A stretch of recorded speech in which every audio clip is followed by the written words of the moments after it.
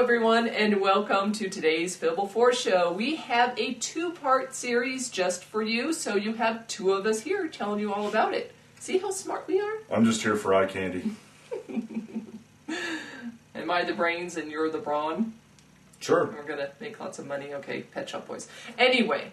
Don't lump me in with Pet Shop Boys. Don't even do that. Anyway, today we want to talk about the way confusing world, or what the future looks like for people to buy music. I mean, it used to be so easy, walk into a store and buy music, and it's not like that anymore, and it looks to be like a very confusing future. Basically, we have labels that are talking about multiple ways to get the music out, which include subscription models. ISP tax. ISP tax. We have them lumping together, like this MySpace Music, where Sony and was it Warner and Universal are going in with MySpace to make a music store.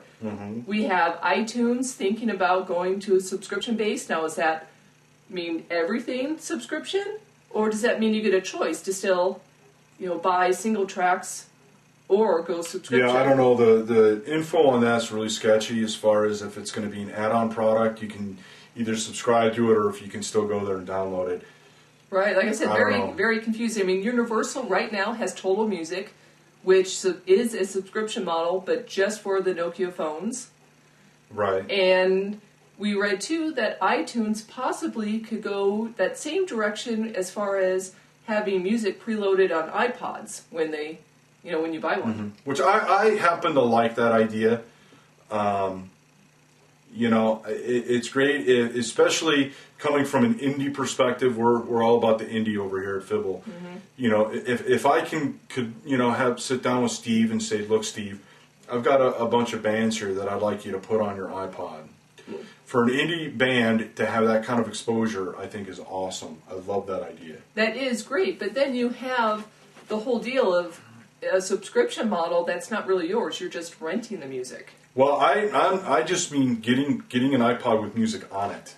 Okay. Screw this. I don't like this subscription idea. No. If you look at Amazon MP3 launched, when was that? 6 months ago? 4 months ago? Something like that? Yeah, 4 months, something. Time flies when you're having fun.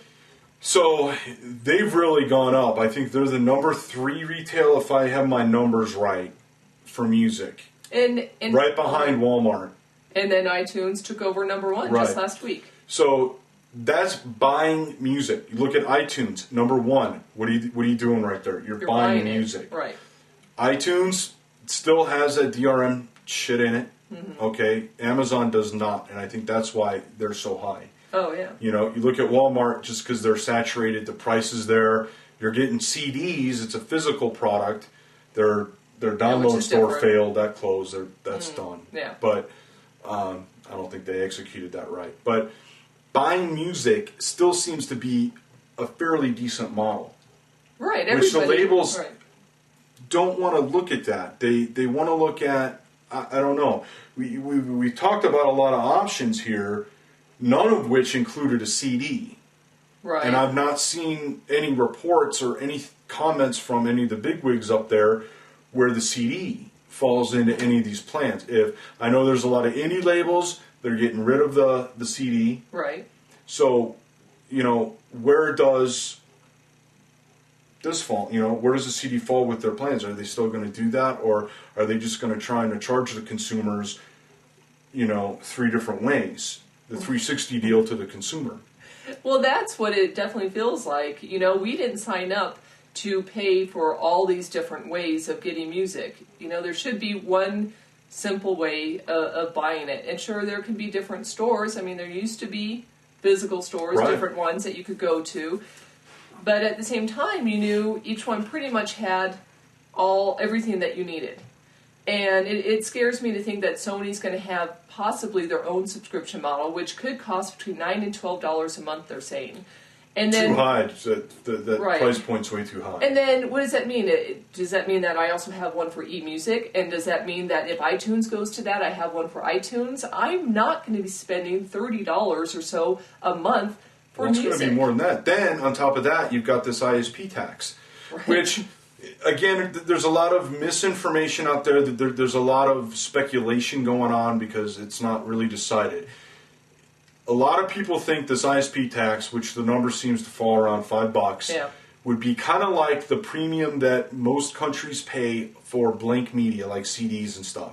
When you buy those, a certain portion goes to the labels, which is theoretically supposed to go to the artist, but I don't think the artists ever see any of that. Oh, yeah. But the ISP tax will be the same thing. So you're looking at a $5 increase on your ISP tax for nothing. You get nothing, zero out of that, just like when you buy the blank media.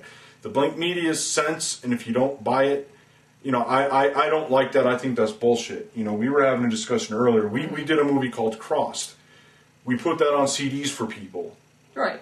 We had to pay the RIAA and the MPAA money to put our freaking movie on a CD. Yeah, I think that's bullshit. yeah, we yeah. created that. Right. We had bands that we help, that we deal with, that we work with, that wanted to be part of our soundtrack, that was part of that. Right. That's wrong that these labels and these organizations that have no affiliation with us get a part of what we do. Right.